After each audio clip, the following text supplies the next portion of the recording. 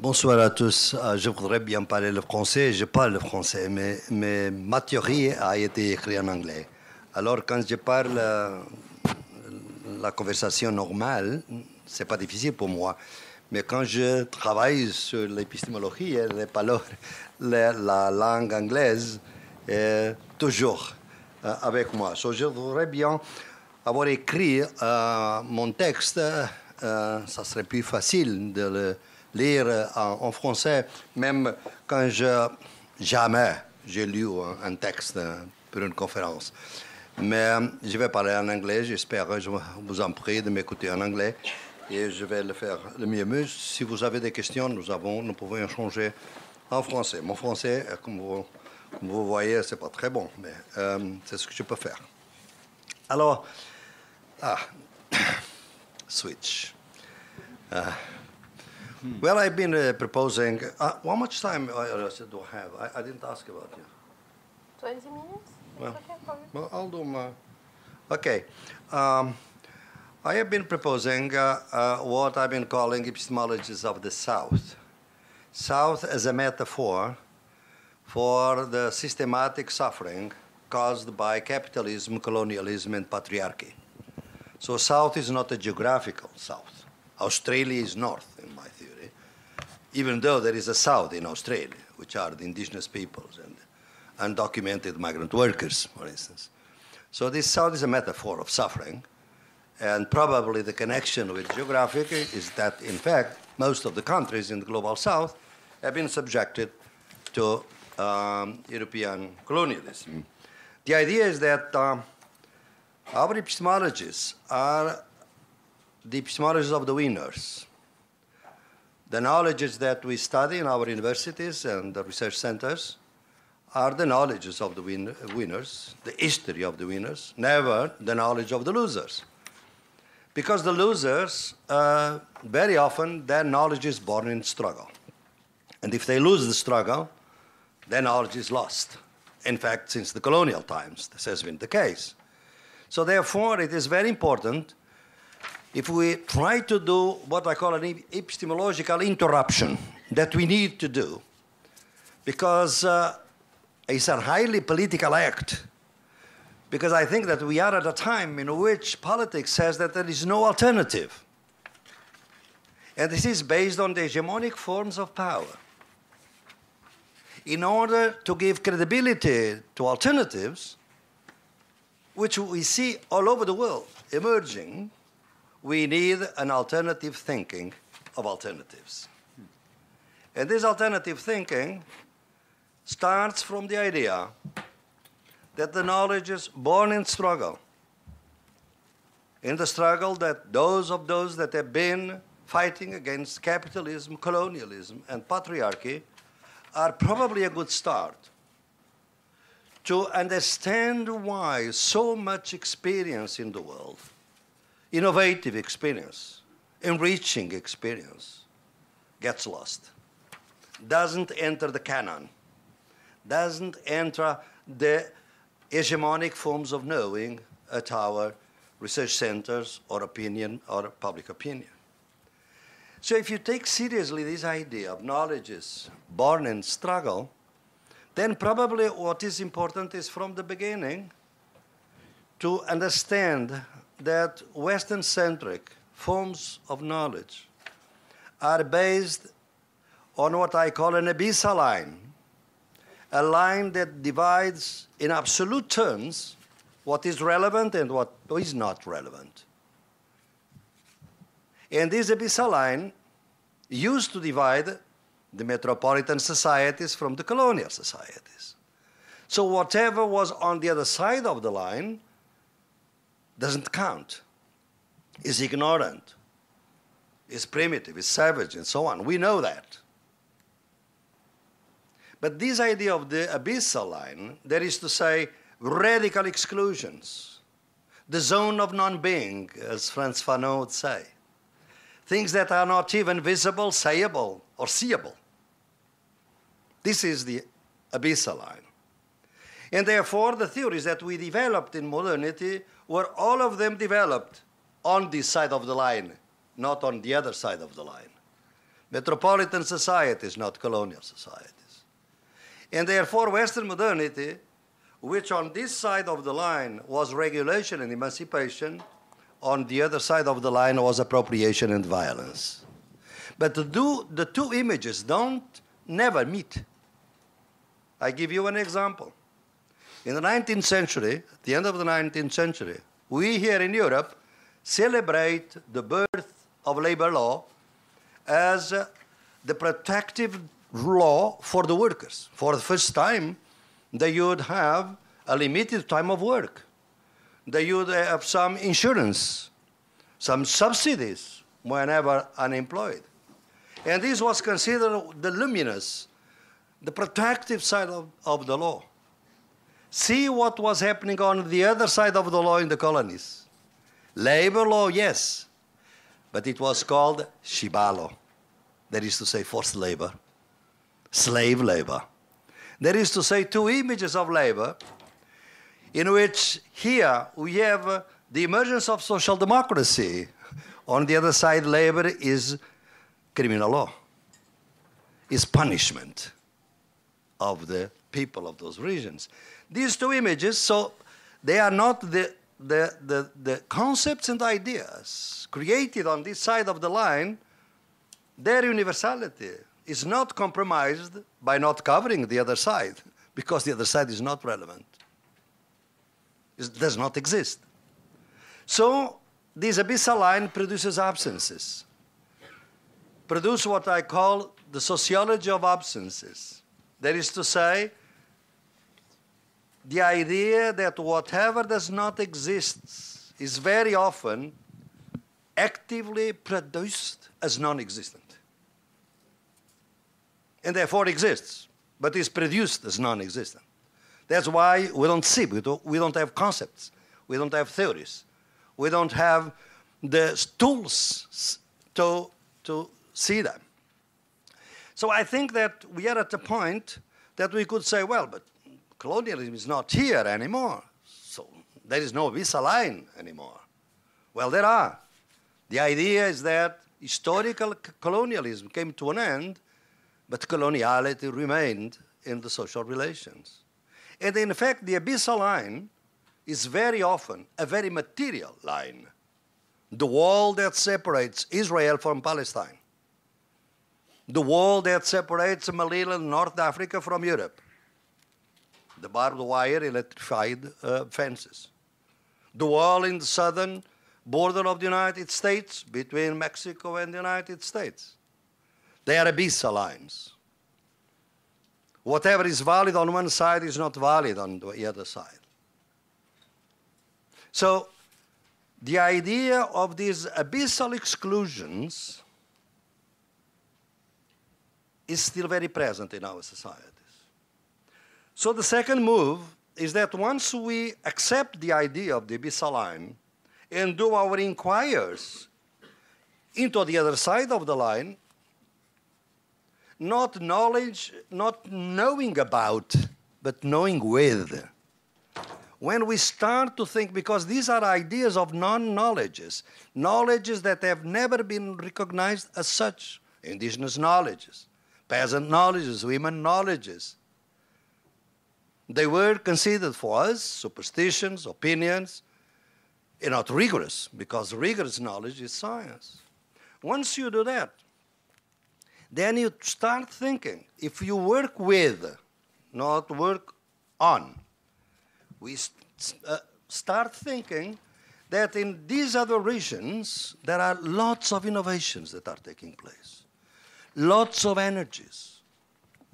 Because these people, only from this side of the line, are considered victims, but they are not victims. They resist. And their resistance is creative, creative of ideas of society. Out of two emotions that Spinoza said, that it's a marvelous philosopher, I think, one of my favorites, that the two basic emotions of human beings is fear and hope. And in fact, these people manage, on the other side of the line, the zone of non-being, they manage, they live with fear and hope. And on the other side of the line, this side of the line, the relevant side, the metropolitan side, in fact, neither fear today nor hope, or probably today more freer than hope. So we have to start understanding, if we look at this, what we see. We see emergencies. We see experiences that are embryonic. They are what Ernst Bloch used to call the noch nicht, the not yet, todavía no. Things that are latent, they are embryonic. What is the emergent? The emergent is the necessary that manifests itself as possible. And we live in societies, particularly in the global north, in which the idea of crushing the emergent is a total disposition of science and philosophy and mass media to prevent the emergent. You look at Greece and Syriza and see how this emergence is being punished, destroyed. Because the official knowledge is afraid that this not yet may become a reality. So I think in this understanding of the epistemologies of the South, which the subtitle of my book is Justice Against Epistemicide, the killing, destruction of knowledge, we start from the assumption that there is no social justice, global social justice, without global cognitive justice. More justice among knowledges. Not that all knowledges are valid the same way for everything. No. They are valid for different things. As I usually say, if I want to go to the moon, I need scientific knowledge. If I want to preserve the biodiversity of the Amazonia, I need the indigenous knowledge. For different purposes, for different contexts, we need different kinds of knowledges. And therefore, if we do this, then we see that all knowledges are incomplete. Because any system of knowledge is also a system of ignorance. And therefore, since they are incomplete, the alternative to war is the ecology of knowledges. Is the idea of the encounter, dialogue among different knowledges, based on what I call intercultural translation very often. So I think this idea of the emergencies is at the center of my talk here today, because I think that the artists are at the center of the sociology of emergencies as I understand it. In my previous work, I have, toward the New Common Sense, for instance, 1995, I used to say that the aesthetic rationality of Western modernity was the less colonized by the market. And therefore, it has some potential to be disputed, to be fought for and against in order to look for alternatives. I have another understanding this day, because I think that the abyssal line also crosses the art in our time. But I think what is specific about the artist is that the artist draws himself, herself, abyssal lines. He or she discovers the non-reality, the non-being, makes it visible in a way, and on that basis, create the not yet. The not yet, the emergence, is in fact a presence in all artistic world. So I think that probably art today is one of our best bets to fight against neoliberalism, la pensée unique. Not that they are free of these pressures, not at all. But the idea that the artist is an expert on the abyssal line, because he starts or she starts from the existing abyssal. He sees or she sees it much better than the others. And may invent other abyssal lines that we don't see. Sites of exclusion. And whenever these abyssal lines are drawn, the emergences that emerge from here, they don't want to be included.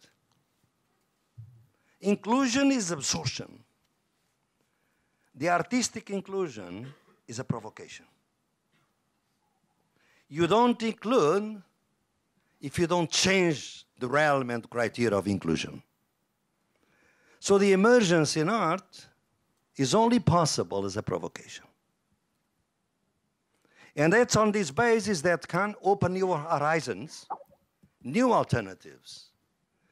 So if you are looking for an alternative thinking of alternatives, I think artists have to be brought in.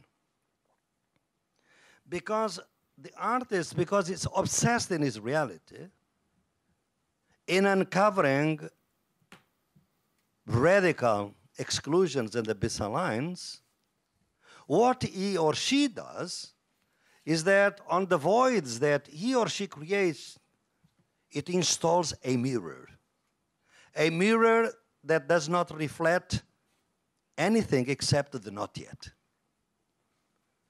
Is therefore a very strange mirror. A mirror that we cannot capture in the social sciences. Because when I say sociology of absences, of course it's a provocation. It's not the disciplinary knowledge of sociology. How can I do a sociology of what does not exist? It's impossible. It's an impossible object. But what I'm saying is that what does not exist is actively produced as non-existent. And therefore is a transgressive sociology, so to say, to capture the absences and open the space for the emergences.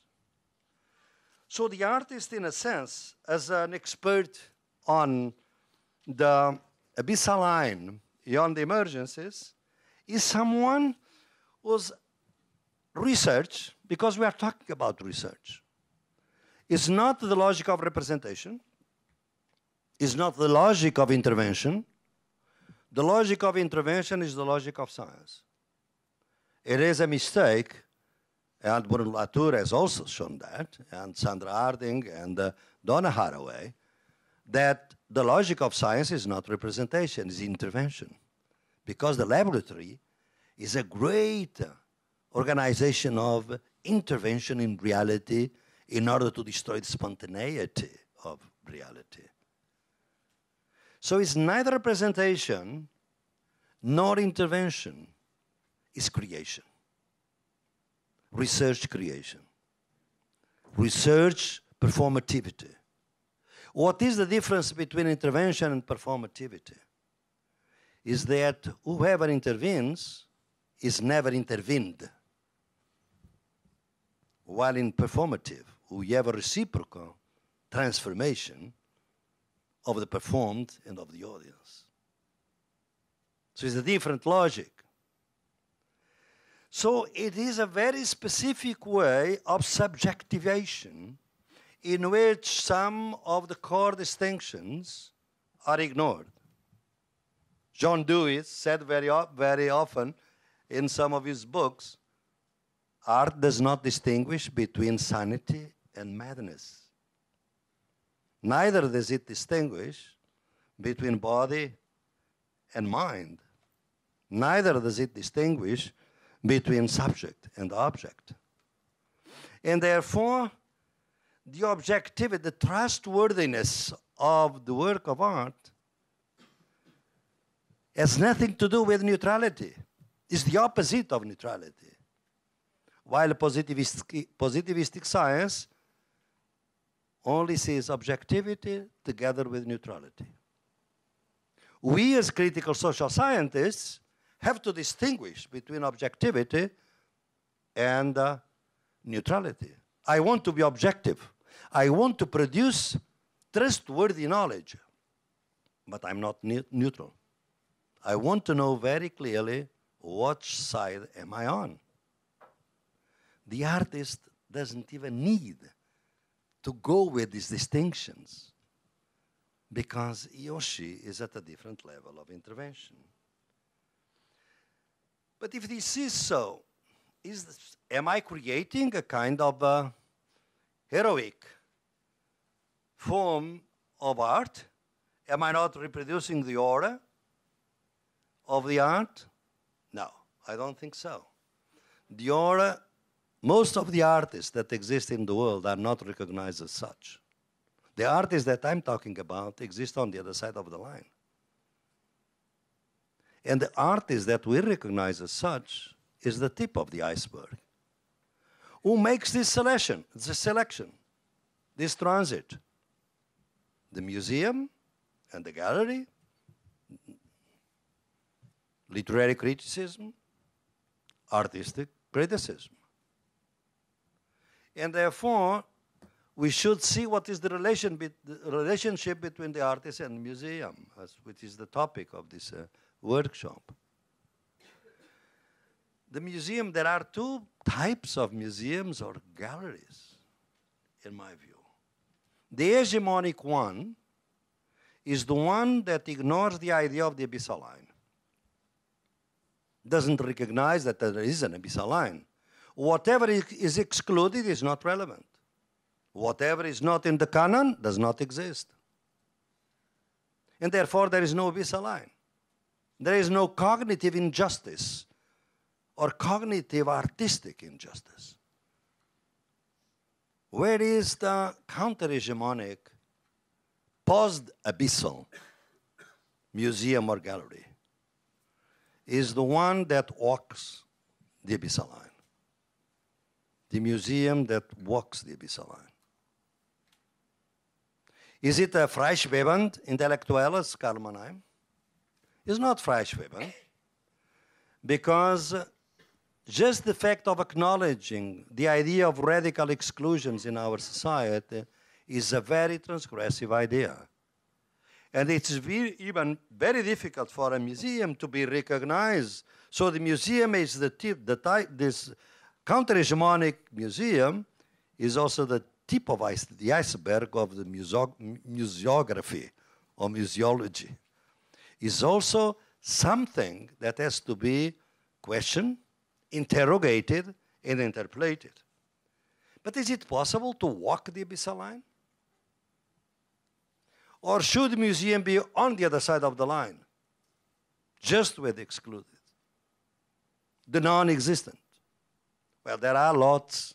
Most of our museums and galleries in the world are not recognized as such. The walls of Oaxaca are museums, are art galleries.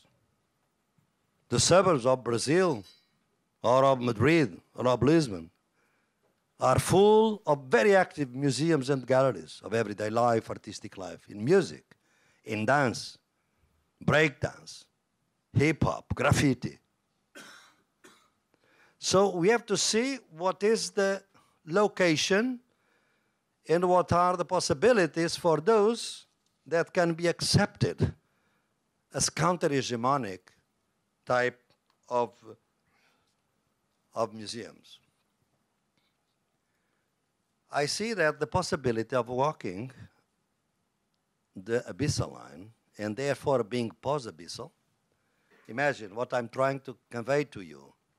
In order to erase the abyssal line, we have to acknowledge its existence. As in order to fight against racism, we have to acknowledge the existence of racism. It's precisely the same move, right? I suggest to you, just for the debate, as a provocation, the metaphor of the cantilever. You know the cantilever? The beam that is anchored in one location, like the lamp on the street, and the other is loose. All artwork is contextual. It has some root. The rationality is always a preferential rationality. There is no universal rationality. That's why there is no global art, because it's anchored. What we call global is what I call a localized globalism. It's something that starts as very local and then manages to be globalized. The best example, the hamburger, the McDonald's. The meat of poor families in the Midwest of the 30s in the United States becomes global food. And when you globalize an item, you localize other items. French film is now localized because the Hollywood way of doing films has been globalized. French is being localized, or Portuguese is being localized as language, as English become a global language. So there is nothing in nature as global. But what is interesting in art is that the very distinction of the local and the global collapses. Because the artwork is what I call expansive singularity. Extended uniqueness is the cantilever. It has roots, but it's not local because the beam is loose. So it's open to resignification. And this resignification, of course, is translocal.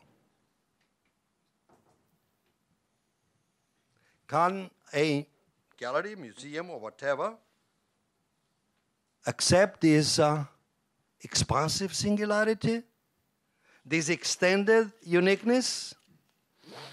Well, I don't know. I'm here to learn from you because I'm not an artist, and even though I write poetry sometimes, but it's, I don't want to press that line too much. So what I think is that if we take art seriously, as a sociologist of emergencies, I didn't put that to rest, I'm sorry, so it happens all my life. I'm sorry. I'm talking, it's difficult for me to do this thing. Okay. So one of the premises of the epistemology, the proposals of the epistemology of the sound, is idea of interruption. Because I think that it is not possible to interrupt politics, hegemonic politics these days, without epistemological interruption. Because we have been deprived of the ways of thinking beyond. That's the major critique, the major crisis of critical knowledge, Eurocentric critical knowledge. Because this Eurocentric critical knowledge, as I wrote in a piece that we have been, some of you have been reading, our critical theories were all of them produced in 5 countries in Europe in 19th century. How can they account for the experiences of resistance against capitalism, colonialism, and patriarchy throughout the world, in other contexts, in other historical, cultural contexts? They cannot. They were developed to solve problems in Europe. And I'm not saying that they cannot be used elsewhere, but they have to be translated and to have to be complemented. So this idea, and I end here, is that I really don't know. It's an open question. This is a work in progress. I was talking to our colleagues from Mexico here, that this is something that I'm working on. It's not, I have always been against the idea of walking through the abyssal line. My idea is that you either side with one or the other. Why am I interested in experimenting as an hypothesis the idea of erasing the abyssal line by walking it, riding it? I don't know. I quite frankly don't know. What I'm saying is that if I really don't do this, this is probably the contribution of art to think in post-abyssal ways. Is probably the artists and the people that are in art are the only ones that can ride the abyssal line without neutrality. They are not freischwebend, in German, free-floating. They are not free-floating.